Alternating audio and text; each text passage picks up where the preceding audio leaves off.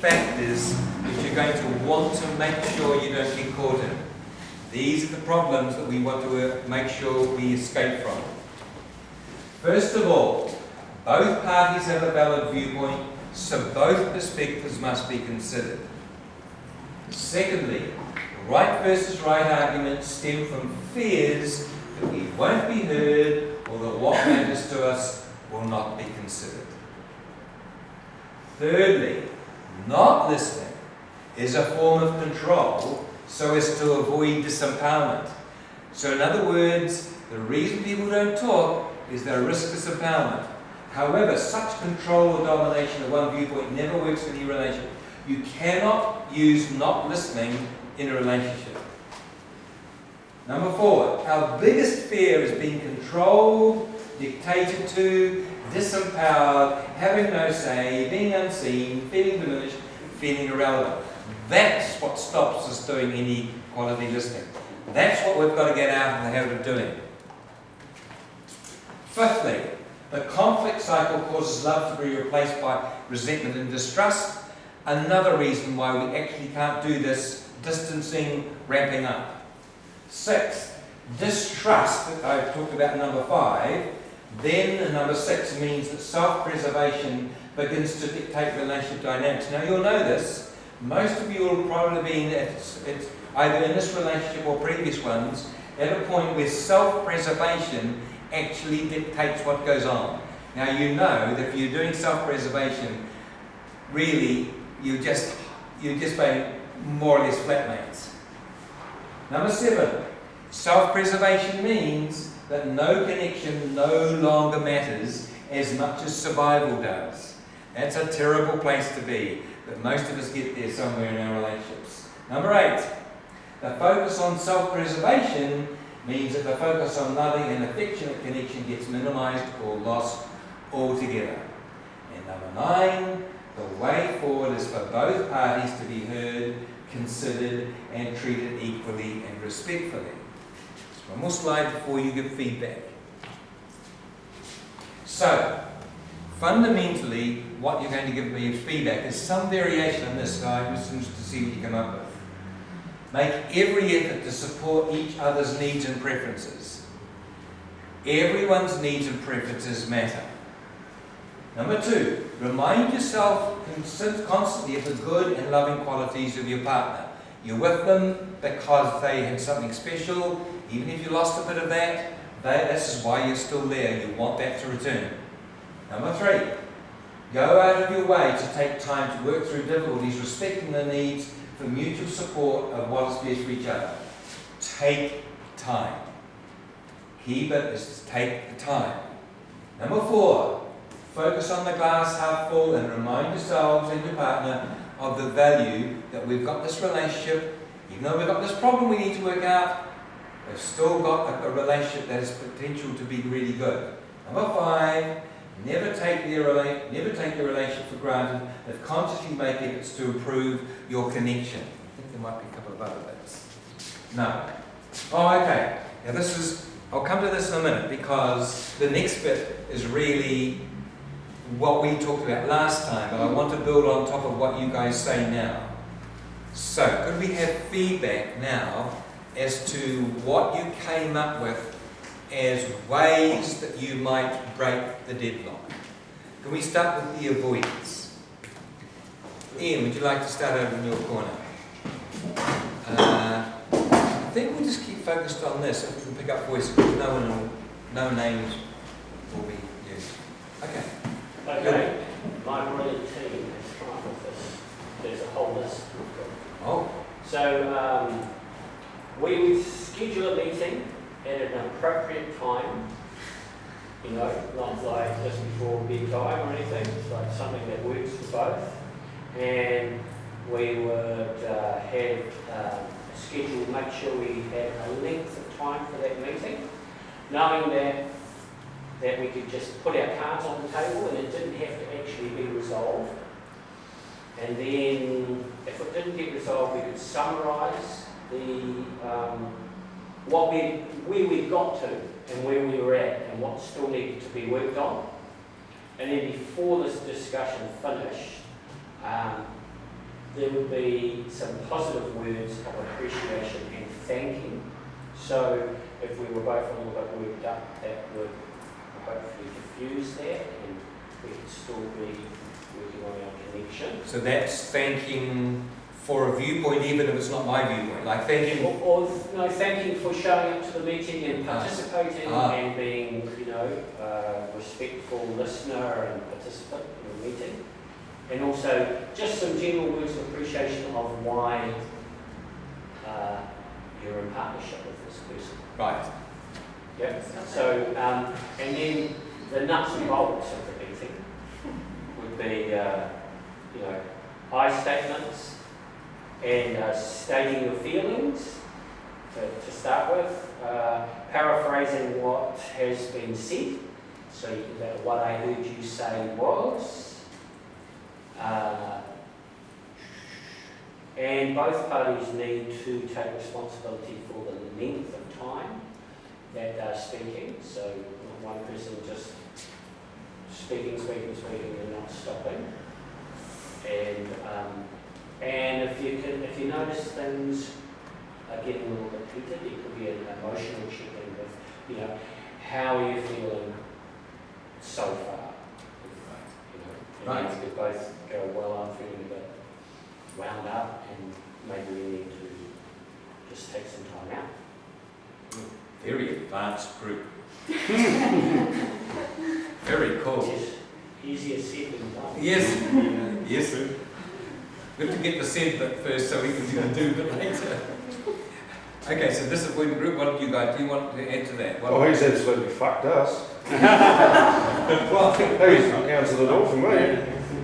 so you'd agree with everything he said? Absolutely, yeah. Okay, nothing you guys want Well, to I add? think Ian's view, Yes, the other participants' view was a more long-term thing. We sort of talked more about the immediate situation where you're in a sort of more of a conflict situation with an avoidant person and an anxious person. Would be to find a way that you can get together at that time, which would be maybe to find a space where you could go away for a short period of time, maybe say 10 or 15 minutes, take the heat out of the situation, and then come back and discuss what you were discussing before.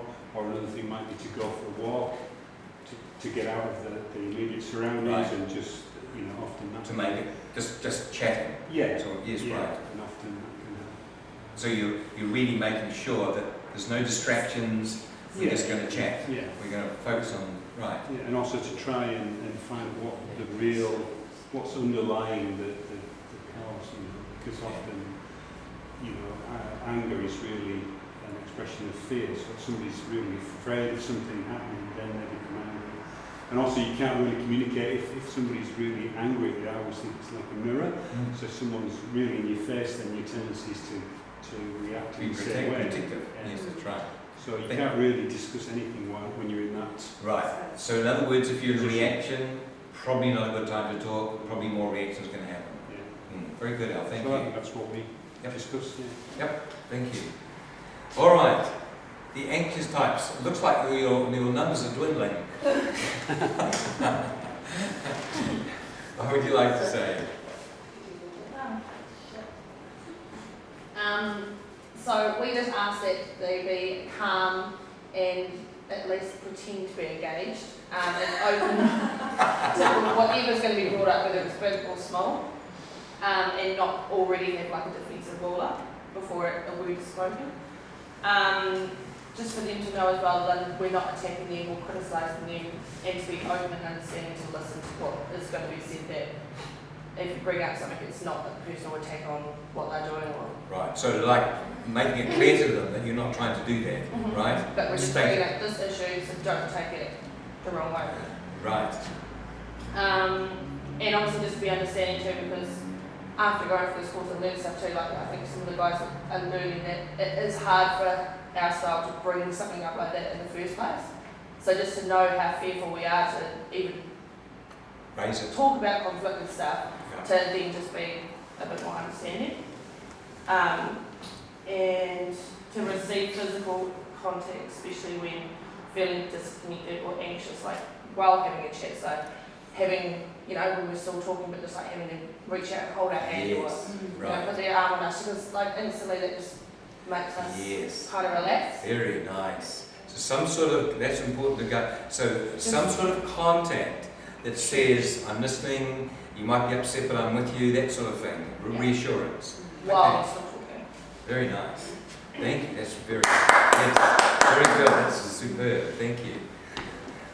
Deserves the applause. Guys, these guys have straddled both worlds, so I'm interested to know what you come up with.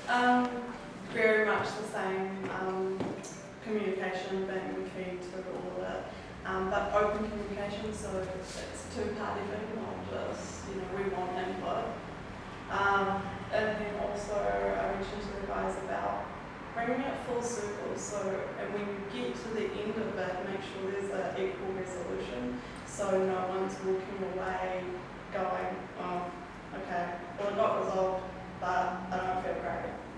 Yes.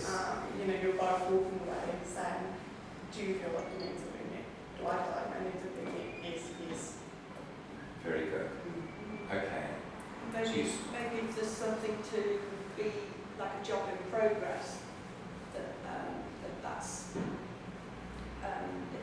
if maybe you, as an anxious person, you're left thinking, well, what's the next stage in that you make an agreement that we'll have a break from where we're at, but we'll both do a little bit of sort of personal focus process. Yes, So that right. when we come back, we're not just at the same stage potentially as where Very we left off, because when they're big things, you could do that for years, just always get around to kind of putting it on the table, but never actually overcoming something that is a conflict of interest for both of you. Very good.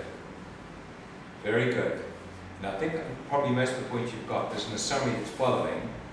Would you like this file sent to you? Would it be useful to actually have this file to go through? I can send you this PowerPoint file if you like. Sorry, Ian, I was going to send you. I'll send. How many people would like all of them? Ah, okay. I'll see what. I may have to do 2 emails, but that's, I don't know how many. It may all go on email. Let me go through. Before you go there, can I just bring something up? And that is, I understand why this would occur, but if you go to bring something up and you're feeling anxious about it, and then the other person rolls their eyes or they shake their head as if they want something to say, then that's quite challenging for somebody that's feeling quite anxious. And I know that you've come up with this apocalypse of, you know, somebody quoted that there are the... 4 horsemen. Yeah, it's a 4 horsemen. Yeah, so it's quite contemptuous when you roll your eyes and then, oh, for fuck's sake, here she goes again, sort of thing. It makes it really hard for the anxious person. It's wounded. Yeah, to bring it up, but I just thought you might want to address it. Yep. In other words, you've got to go into this with good intentions and watch your reactivity. Yeah. If your reactivity could derail it. Yes. Any form of reactivity. Yeah, any form on either Yeah. side, but yeah. That's true. What are the 4, what was that? The 4 horsemen of the apocalypse. Yeah, Contempt, contempt, criticism, defensiveness, stonewalling, That's it. but they're all here like belligerence and withdrawing. Because, you know, when somebody shakes their head or rolls their eyes, then it would feel, just for me, it feels contemptuous, so I wouldn't feel respected. And just... I hope no one in Lucy's life ever done that. Okay. Let's just quickly go through some of these. So, these are what I've talked about before, but you can practice this over the next week. So this isn't a new slide. So prefixing a potentially difficult situation with a statement of ownership about why this is difficult. Can I talk about you, the concern I have about? Now the advantage of that is that warms the other partner up to actually, I've got a concern, can you give me some time with this? Now that is very useful sometimes. It's particularly useful for avoidance to know that they're being warmed up to something that needs to be said, because avoidance can very easily react if they're taken off guard. And also, they've got to be engaged, and avoidance, first of all, have to know that engagement right now is important. So that introduction is really, really useful on either side, but it's particularly useful if the anxious and secure person does it, because it tends to engage the avoidance. Number 2, talking your viewpoint as being about what is happening in me right now. So I'm feeling upset, I'm feeling concerned about, I'm feeling worried about something's going to happen later. You talk about yourself. Even though that sounds very self-centered, it's the way that Virginia Satir identified when she was working with families. She developed iMessages, and she got people to speak for themselves because she realized when people used you language, their partners would react, the others in the family would react. So if you could talk just about what goes on inside of you, then it's less triggering for the partner. Staying emotionally calm or owning and asking support for your emotional struggle. So you might say, that really upsets me. I'm really upset now that that's been raised because this has happened before and it worries me. Or whatever, you're just talking about what's going on in the moment. But you see, if you own it, your partner's it's much easier to support someone who says, I'm having a struggle, than it is to support when someone says, you're a struggle. Right? And fourth, starting out by telling your partner what you want to listen, that you want to listen to them once they listen to you. So usually the person who's most loaded with something emotional is the person who's going to ask for the conversation. But they've got to keep it clipped. If you're a chatty person, it's really difficult if you're the listener to listen to a long diatribe. Like it's got to be a reasonably good summary. There's got to be a meeting in the middle, isn't there? Because there's got to be a meeting in the middle of acknowledging that an avoidant person might seem more dry, and you've just got to be more accepting because that's an encouraging thing to the partner who's avoidant. You just accept that they've got less to say about something, that they're working up on their confidence. You give them that confidence. Right. Notice with Alan, gives me the opportunity to just have a bit of a blah, blah, blah, blah, as an anxious person. And I say, so it needs to look like this for me. And if I can state that need, then he'll go, okay. And then I go, it's not going to be a long-term fix this. And then I kind of do a little bit of remodeling in my own head. And then I go, actually, I'm up for that. So in other words, if he's good at just giving you the space to process, you get your own insights and you get, yes. Yeah. And that's true for the most anxious types, is they need that space, because anxious types talk things out in order to process and get solutions. Avoidants don't tend to do that. So what you're saying is you need some space in which to do that inner process. It's like the pressure cooker. The steam comes off the pressure cooker in me. Yes. I go, oh gosh, he's been so gracious. He's heard that. I've been able to state that. And actually, I know I can come back and meet him halfway now and be more open to what he was suggesting. Right. That makes sense? Quite a skill doing this, isn't it? Quite a few bits to it. So, the bit I was saying when Francis added to the bit, ensuring what you say is concise, preferably including words that describe your feelings about this matter right now, what's going on from you right now. And as Francis said, the anxious person is more likely to take a bit more time because they get insights while they're talking. That's what the anxious style tends to do. So number 6 is the listener reminding yourself that this matter is their problem and that it's an act of love that you want to offer them by listening non-judgmentally. So even if the other person's saying, I'm really bothered about the dishes, and you know that they have a problem about you not doing dishes, you still try and say, okay, I'm going to try and hear where they're coming from about the dishes, even though I might have a different point of view about that. I'm still going to stay quiet and listen to where they're coming from. And lastly, agreeing in general that if after listening to each other, resolution hasn't been reached, then you agree to pick up the discussion at a later time, agree to before you finish, as Francis was saying. So you say, okay, it looks like we've put 2 lots of cards on the table, there's A, B, C, and there's X, Y, Z, and it doesn't even seem at the minute, even though we're listening to each other, that there's a way to bring those together. How about we pick this up at tea time tonight? But you must make sure you come back. So it's really good if the avoidants agree, and the avoidants agree at a time, and the avoidants actually initiate the comeback, because that's very reassuring for the anxious types. Oh my goodness, they've actually come back and they want to talk about this. It calms the anxious types immediately to know that they've done that. And they're going to be proactive also of looking at what their particular contribution is to the issue that you're trying to resolve, and that you equally take equal responsibility as the active point, but how you also bring the things that maybe are the little saboteur in the relationship for not getting the issue resolved, because you both be making problems between you usually. Okay, any further questions? We're just about run out of time. While you're in your attachment style groups, what I'd like you to do is I'd like you to establish with each other what you're going to do in this next week that you're going to be able to come back and report you've done better than previously. Right? So you're basically stating, right, I'm going to make sure that if my partner raises something, maybe I'm going to say, all right, can we talk about this later when I've finished doing such and such? And then you make time and you make sure they get heard. Or you're going to say, all right, I normally don't raise things, but I'm going to make sure I raise things with my partner and risk the fact that we can manage this. That's the final bit. See what you can agree to, what you're going to do together as a group in your attachment style groups.